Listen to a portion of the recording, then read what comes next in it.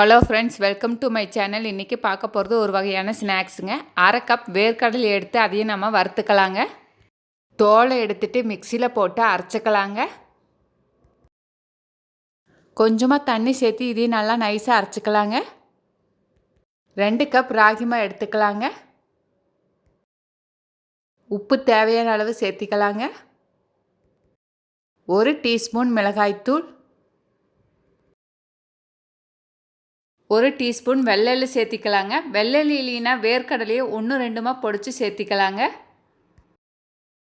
அரை teaspoon chilli flakes, அரை teaspoon சோம்பு சேர்த்திக்கலாங்க.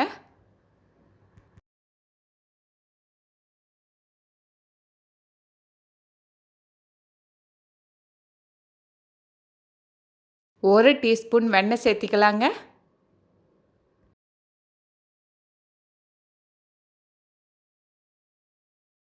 நல்லா கலக்கி விட்டுக்கலாங்க. நம்ம அரைச்சி வச்சுருக்கிற வேர்க்கடலை விழுதை இது கூட சேர்த்திக்கலாங்க. கொஞ்சம் கொஞ்சமாக தண்ணி சேர்த்து நம்ம பிணைஞ்சிக்கலாங்க.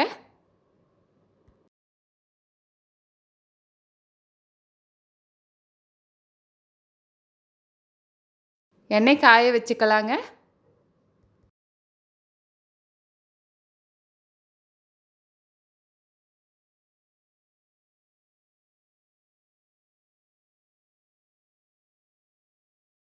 நல்லா வேக விட்டு எடுத்துக்கலாங்க.